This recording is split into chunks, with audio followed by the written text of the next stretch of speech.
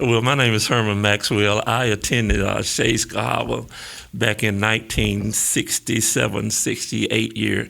I started in the 5th grade. I was one of the first black children to integrate elementary schools in the state of Alabama.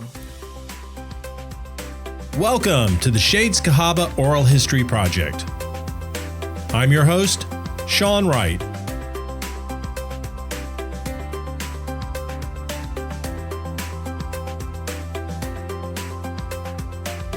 This is the first episode I produced after the 100th anniversary celebration at Shades Cahaba on October 13th. It was a rainy day, but the event went off without a hitch. There were historical displays, a jazz band, ice cream, and a food truck. There was also an opportunity for attendees to leave their hopes and wishes for the next 100 years of Shades Cahaba. We also had an owl from the Birmingham Zoo who brought along a possum friend of his. And I'd like to thank Alexa McElroy and her team of PTO volunteers for putting on such a great event. You might remember Alexa from episode 2 of the podcast. Now, I had a great time talking to graduates of Shades Cahaba, and I want to thank them for sharing their stories with me at the event. This podcast doesn't happen without those stories that I can share with you guys. Now, be watching the blog and Facebook page for photos and stories shared at the event. Now, today's podcast came about because Herman Maxwell reached out to me when he first heard the podcast, and he realized he had a story he wanted to share. Tell me about your years before Shades Cahaba. Where'd you go to school? I went to school at Rosedale. Rosedale was the black school. It was a high school, but it went from the 1st to the 12th grade. My sister had attended Rosedale for 11 years. She was a straight-A student, and she ended up graduating at Shades Valley. The year before I went to Shades Cahaba, they let the high school students integrate, and her and several of her friends integrated Shades Valley, and she graduated from Shades Valley with honors and went on to the University of Wisconsin on an academic scholarship. How'd she end up in Wisconsin? Like I say, they gave us a full ride scholarship, academic scholarship. That's how my son is going to choose his college. My sister had been an A student all her life. Right. And quite naturally, when she went to Shades Valley, she found out that she actually had a 10th grade education, but because my family is a family of educated and learned people. Mm-hmm. And so, she just had to work harder. So the expectations were higher for her. Oh, absolutely. Right. Every year before I would go to the next grade, all summer I worked on the subjects that I would be taking the next year. So when I got to that grade, I pretty much knew what I was getting ready to do. Right. Like, my grandmother was an English teacher. My mother was a nurse. My father was a dental hygienist. His twin brother was a chemist. I had several aunties that were educators, and they always told me these words: "You're Maxwell, and that means something." So we expect more out of you. Now, your parents, did they grow up in the Rosedale community, or where did they come from? My mother did. My father grew up in Avondale. All right. I'm only now really starting to get the history of Rosedale down. I've been here all my life. Honestly, I'm getting the whole history of Homewood down. Sure. As all this. So I'm starting to learn more and more about Rosedale and the community that was there, and also the strength of Rosedale School and the educators that were Sure. there. I got a very good education at Rosedale. They taught great fundamentals from the 1st to the 4th grade. So really, when I got to the 5th grade at Shades Cahaba, I was right in line with everything. Mm-hmm. And like I said, I was a fairly smart kid. So it wasn't hard for me to catch on. And like I said, by my mother always making sure that I did the next year's work during the summer. Mm-hmm. I was just as smart as anybody in my class. At that time, I think the teaching in Rosedale and the teaching at Shades Cahaba was kind of on the same page. Mm-hmm. Because, like I said, I had some great teachers from the 1st to the 4th grade who were dedicated. They were educators, and they would not take anything but your best. Right. you were there through fourth grade. You said your sister, they integrated Shades Valley before they integrated the elementary schools. Yes. They did that the year. So 66, 67 was the first year that Yes. she integrated there. That was the first year of integration in Alabama, period. Right. So I found some paperwork from the Jefferson County Board of Education, and it was a letter that went out that for the 67, 68 year that said, I think it was given to the students, and it said, you pick your school that you want to go to. You can go to any of these schools in Jefferson County. Right. The impression I got was that during that first year, 66, 67, there was pressure from people to keep the schools integrated. Oh, you need to go to these schools, and you need to go to this school. Well, really, there was still a pushback at that time. My sister caught hell at Shades Valley. Her and her friends caught hell at Shades Valley because nobody wanted it. Mm-hmm. And so they put up with a whole lot of stuff that I never put up with. How did she handle that? Because she was how old? 16? 17. 17? She endured. Mm-hmm. She knew that what she was doing had purpose, mm-hmm. and that she was the first. So she had to stand mm-hmm. and stay. She was in the band, mm-hmm. and I mean, at Rosedale, she was in the Honor Society. They would not even acknowledge that at Shades Valley. Wow. We know that Rosedale, it was a good school. Yes. Did she have any reservations about leaving what she knew to be a good school at the time? It wasn't up to her. It was up to my mother. My mother said, we will integrate schools because you are going to get the best education that you possibly can. And in order for you to do that, you must be exposed to other things. Right. And we knew the disparity between the education at Rosedale versus the education at the white schools. Right. We know all that went on in Birmingham in 63, right. Dr. King. And we know, and I believe Fred Shellsworth was a alumni of Rosedale School, a lot of history there. How involved were your parents in the civil rights struggle and all that? Were they a part of that, or were they just people who wanted a better life for their kids? Just people who wanted a better life for their kids. My mom participated in some of it. My father participated in some of it. But the thing of it was, here in Homewood, we didn't have those issues that they had in Birmingham. Yes, there was a certain amount of prejudice that existed, but for the most part, we've always gotten along. Never had any problem coming up in downtown Homewood and stuff like that. Why do you think that? Why do you think there was no problem? It just never was. And a lot of the people who fought for integration were from Homewood. They had there was a lady named Eileen Walbert. She's in the archives of the Civil Rights Institute. Miss Walbert and a lot of people, they had what was called the White People's Association, right, that fought for integration. Miss Walbert exposed, we couldn't go to the symphony orchestra. We couldn't go to the library downtown and to the theater and stuff like that. Miss Walbert would load us up in her station wagon and she'd take us everywhere. And she got us exposed to a lot of things. Miss Walbert and her husband, they had a pool in their house. That was the first time I'd ever been swimming at somebody's house. And I mean, they would have us over, we'd have hot dogs and hamburgers, go swimming in the backyard. And Miss Walbert's in her 90s now.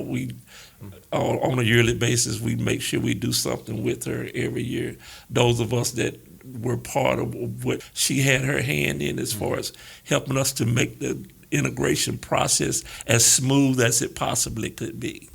I wonder sometimes if the mountain had something to do with it. And it's possible. And what I mean by that is I was born in 63. The civil rights history of Birmingham's really been an interest of mine. And I asked my mom one time, I said, what did you think? It was March was when I was born in 63. Sure. All this happened in the fall down at Kelly Ingram Park. What did you think about that? You've got a new child, you're seeing all this going on. And she said she never heard about it because there was a blackout on the TV stations and there's that mountain that separated Homewood from Birmingham. Yeah. And she was also had a baby. And for those of us who've had children, we know that. A lot of the prejudice that existed in Birmingham, and because Birmingham was more or less the leading political entity in the state of Alabama during the time, and they took the lead on pretty much everything. because you do know a lot of what Atlanta has, Birmingham got offered it first, and they turned it down because they weren't going to be able to control it. Right. And you still got those type of people in Alabama. Yeah. But I guess, like I said, the mountain might have had a lot to do with it because people on this side of the mountain didn't entertain that foolishness. Right. You know, it was like, okay, you know, you got white and black, but we all still just people, and, you know, it ain't as big of a deal. You know, as long as you're trying to do what's right and you're trying to be a good person, then, hey, I'm fine with you. Right. Which was pretty much what transpired. You know what I'm saying? Mm-hmm. I can never remember from a child a whole lot of prejudice going on. And like I said, when we integrated, like I said, as kids in the 5th grade, kids don't know nothing about prejudice. No. You know, I got Only friends, what their parents teach them. I got friends from the 5th grade that are still my friends today. We were good friends all the way through high school, and we kept up with each other.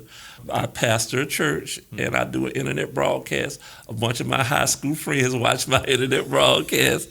And, you know, we're still, you know, part of each other's lives via social media. Mm-hmm. And we get together. I was part of the first Homewood state championship football team.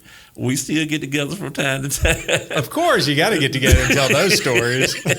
and like I said, when we met as kids in the 5th grade, we were friends from that day forward. Right. And there was never any of that foolishness between us. There were still reservations here and there because my mom, she was real guarded. But she loosened up as time went on. She was a groundbreaker. She wanted her daughter to go pave the way, but she was still watching out for her the whole time. Exactly. Yeah. Exactly. The stuff I've read about Rosedale High School, I think had been around since the late 1800s, early 1900s. Something like that. So it's burned twice. Yes. One speculation was maybe the Klan had something to do with when both my mom went, when it burned, they had school in our church, Bethel AME. Mm-hmm. I think it burnt a time before then, and probably so. You know, the Klan probably did have something to do with that because Rosedale was turning out some good students, a lot of educators that was turning out, and you know, it was a good school. Mm-hmm. It has a great heritage. Right. And then I read when they rebuilt it, they did it with quarry blocks. So yeah, it's going to be there forever. Yes, it is. You went to Shades Cahaba. Right. They sent you off to Shades Cahaba. How was that first day walking into the school? How were you treated by the other 4th graders? No, 5th grade. 5th and 6th you were at. It felt just like the first day of 4th grade at Rosedale. Yeah. Of course, a lot of the kids had never really been around, you know, anybody black. Right. In that closer proximity. Mm-hmm. You know, it's not that they hadn't seen black people before, but they never had to deal with black people like that before. But like I said, it wasn't awkward to me. And my teacher, her name was Mrs. Allen. Mrs. Allen, when I came into the room, she introduced me to everybody, said, "This is Herman Maxwell. He's a new student here, and we're going to make him welcome." Nice. And it went from there. Were you the only black kid in your class? No. Okay. No, I wasn't. Okay. Well, in that particular homeroom, I was. All right. There were several other black students that went there. There were. I was trying to think this morning. There were probably maybe about 10 or 12 kids out of my neighborhood that went, and then maybe about 20 or 30 more that got bussed in from West Homewood and Mason City. That came that first year, and so you know. I didn't have any problem. I got in one fight the first year. Over what? Over a name calling. Yeah.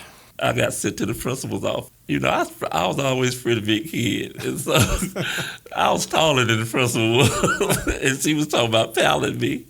And I told her, I said, "No, ma'am, you're not going to paddle me." She was like, "I got to, you know, punish." I said, "Ma'am, you better call my mama because if you try to put that paddle on me, me and you going to be in this office fighting."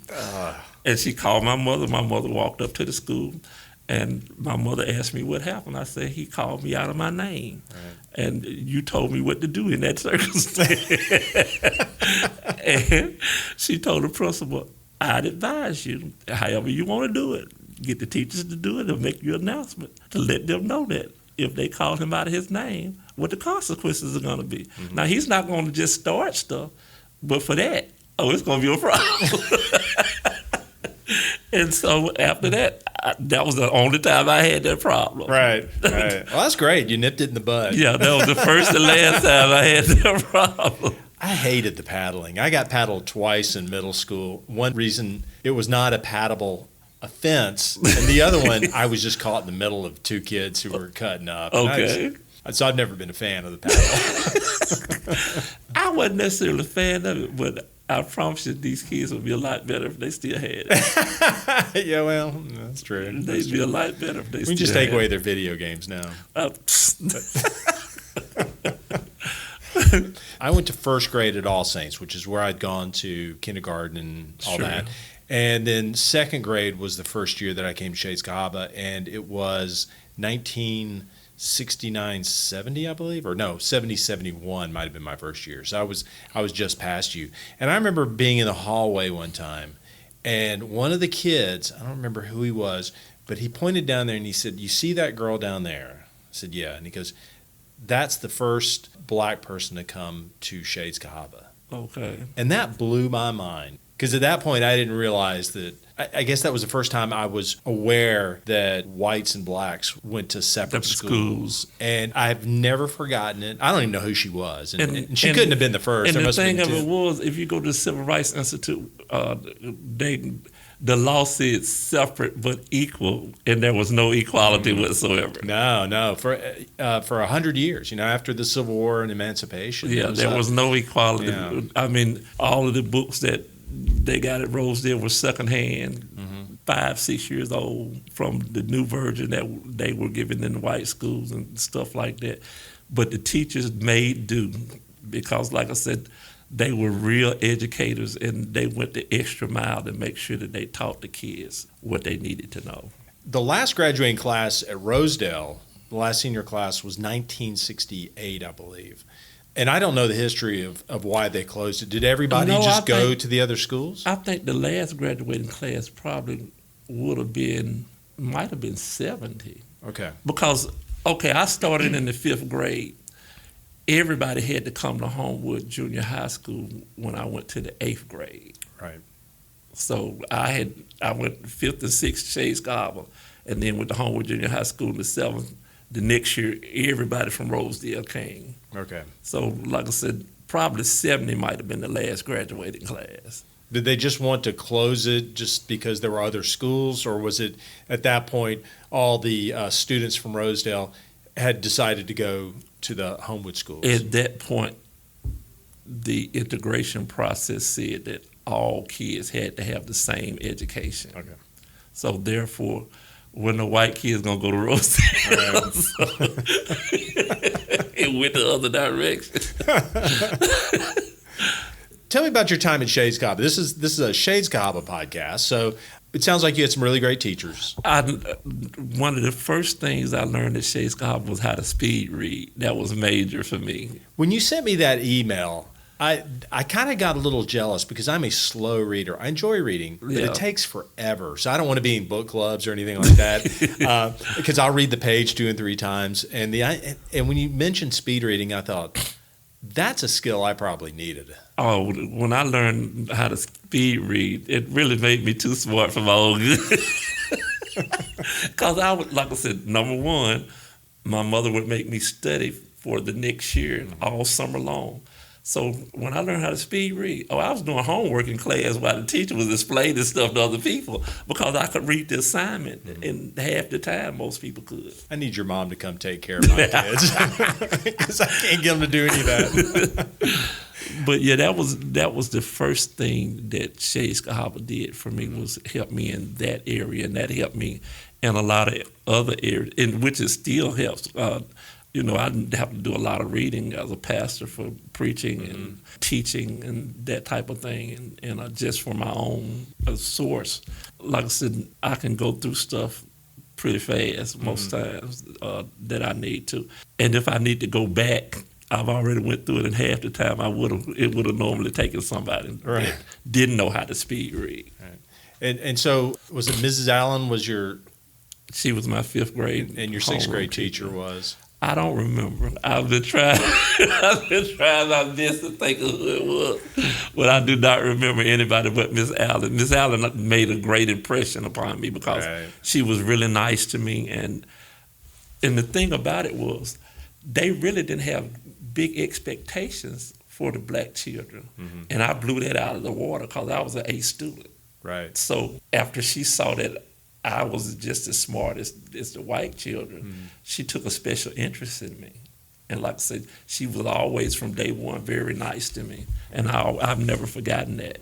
I spoke with another teacher who was there at the time when the schools were integrated. I believe she taught kindergarten. She was surprised at how seamless it was, and the kids coming in, and the parents are always the problem, and parents didn't seem to have any problem. It just was what it was. And like I say, this was like a process that started a couple of years before my sister went to Shades Valley with black and white coming together about the integration and talking about this is going to happen, and this is what we're going to do to make sure it goes over as well as it can. So like I said, it was a concerted effort to make it a smooth transition for us. Right. Now, in the Birmingham school system, it wasn't quite that smooth. Really? Okay. But for us, it was a smooth transition. Do you have any clue what was going on in Birmingham at the time? Was it just because that's the center, that was the... The racial tension went so deep and was so systemic at the time that, like I say, it was just fought against. The black students were there, and a lot of them were not on the same level, and they had to, They didn't have the same education, right? And it struggled. It was harder for them. They had to struggle. And then the other thing was you had a lot of kids that were being taught how to be prejudiced in the Birmingham area. That wasn't happening here in Homewood. So it made a lot of difference. A few of the things I like to ask about is stuff at Shades Cahaba. See if you have any memories of this, like the lunchroom. Oh man, they had great. Well, I still remember them peanut butter cookies. Was it now? Okay, you mentioned the peanut butter cookies, or the ones with the cereal and it was. They got the ridges in them. Oh, okay, that's a different one. Yeah, those peanut butter cookies, but I can never forget them. That's a fork. They do the forking. Yeah, exactly. In the lunchroom was downstairs. You had to walk down 3 flights of stairs to get. That's why I had that fight, and I knocked him down those 3 flights of stairs, and he broke his arm. Oh, really? That's why I had that first fight. Okay. Right there in front of the lunchroom. But Shades Cahaba had great lunches, great staff of people. I just remember all of them being really nice to everybody, I'm going tonight to speak to a friend of mine that I've known for years, and I found out that his great-grandmother was the second lunchroom manager there. Really? And she worked there till like 1955, Wow. Kind of like Bear Bryant. She died like a year later, She worked all her life. But so we're going to reminisce about food, and I've got some of my favorite lunchroom foods from there. One of them was this peanut butter ball. It was just peanut butter, Karo syrup, and cornflakes. Okay. And you kind of melt it all, and it... Normally you put it in a pan and cut it up, but for some reason I remember they rolled them up into these balls. Right. So you had these balls of peanut butter sugar sitting on those little mint green plates that they would. And they also used to make those Rice Krispie cakes too. Okay. Yeah, the squares. Yeah. Yeah, I love the lunchroom. That was, and it's now extended day program. So when the kids need to stay after school, they have that area downstairs. That's where you check them out. So it's still there. Okay. There's a wall that divides it, and and that the stairs that goes out to the courtyard. You've got the one coming from the hallway upstairs, but the one that goes in the courtyard is closed off because all that's a library. Oh, and wow. things like that. So I have not been in. I pass by there all the time. I'd be like, I need to just go by there and walk through. There's an October, I think 12th. I'll send the day to you, but it's a Saturday maybe. We have a thing called Owl Prowl, which is the kids go run in the neighborhood, and I think they raise funds. Sure. But after that's over, from like 4 to 6, the PTO is going to do a celebration on the 100 years. Okay. And you'll be able to come over. There'll be a band playing. There'll be a food truck. And you'll be able to walk through the school. They're looping everybody around. So you'll walk in at the auditorium. You'll take a left and go down the hallways. And there'll be displays that we're doing. And then you'll end up going into the office area, which was not there. It was just the courtyard. And then you'll come back down the other hallway and see some other things. So it's that chance to walk in there, because everybody asked me, they said, "Oh, do the floors still squeak?"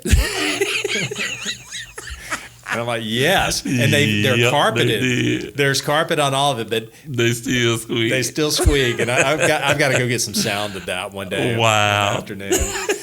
And if you remember some of the stairs that went up and down as you went through, those are gone because for wheelchair access and things like that, and they're all ramps. Oh wow! So it does that, but the gym is still almost exactly like it was when we were there.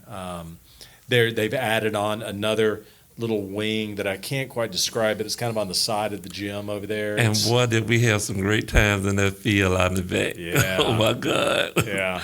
We had great times back there. That's when you get in trouble. That's where I would have thought that maybe you'd have gotten paddled. No. That's where my kids get in trouble. We played well together. I was pretty athletic, but my mom wouldn't let me play football back then. I played in a band. Okay. What'd you play? I played trumpet, and I had played trumpet from the first grade at Rosedale. Wow. And so when I went to Shades Cahaba, I continued in the so fifth and sixth grade to play in the band. They had a band program at Rosedale for elementary school kids. Yes, it was for the high school, but if you could play, they allowed you to be part of it. That's fantastic. Yeah. At whatever grade. Like I said, if you were interested in playing an instrument, they teach you. And if you were good enough, you could be part of the band. That's impressive that you would want to do that and actually practice at that age. Well, my sister played trumpet, and then she turned to bass clarinet. When she turned to bass clarinet, I took the trumpet. Got it. That's great. Now, did you play trumpet when you got to high school? No. You went straight to football. When I went to junior high, I was done. I was done with that. It was because I really wanted to play football at Shades Cahaba. My mom wouldn't let me play football. I think we're about finished up. Is there anything else stories you want to share or anything? I'm 62 years old, so Shades Cahaba is way back in my memory bank. It's exactly the same. But like I said, it is exactly the same. And like I said, I got a great education there. I had a smooth transition into integration there. All of us were kids, and we just acted like kids. You ain't gonna like everybody, no way. So it was some people I liked. There was some people I didn't like. That's life. But like I said, even to that, as we matriculated on through school together, some of the people that I didn't necessarily like at first, I ended up liking them later on. And pretty much our class, the 1975 class, was the first class to graduate out of Homewood High School 4 years. Right. And our classes was so close still. I mean, it's amazing how all of us still try to keep up with one another and stuff. But like I said, Shades Cahaba was a launching pad for me educationally. And I'll never forget the start that I got there. And it was the beginning of a great education that I got through the Homewood school system that is still the top school system in this state, even today, 50 years later. So I wouldn't take anything for it, and I'm proud to say that I came through Shades Cahaba. Well, I think that's a great place to end this. I really appreciate you taking the time to talk to me and for sharing your story. Sure. And I think we're going to be in touch because you've got a lot of names that I need to call people. Well, just anytime, just let me know, and I'll try to make it happen for you. Because, like I said, what you're doing is great, and those people that can lend to what you're trying to bring into the forefront, I'd be glad to put you in touch with them. Great. Thank you very much. I appreciate it. The Shades Cahaba Oral History Project is sponsored by SeanWrightArt.com. Yep, that's me. When you go there, look for the link to Shades Cahaba and you'll find shirts and accessories featuring the exclusive Shades Cahaba Centennial Logo. Now, this logo is based on an image on the cover of the OWL yearbook back in the 1920s. It's been updated to celebrate the 100 years of the school, and it helps us to offset the cost of producing and publishing this podcast. Now, make sure you go out there because there's going to be new products showing up soon since it's getting colder and we need some long sleeves. Now, you can find a link to the store on the podcast homepage at shadescahabahistory.com. Subscribe to the show at Apple Podcast, Spotify, Stitcher, or wherever you subscribe to your favorite podcasts. You can also listen directly on our website at shadescahabahistory.com. Now, if you love listening to the show, please leave us a review and rate us at Apple Podcast. And don't forget to share the show with your friends.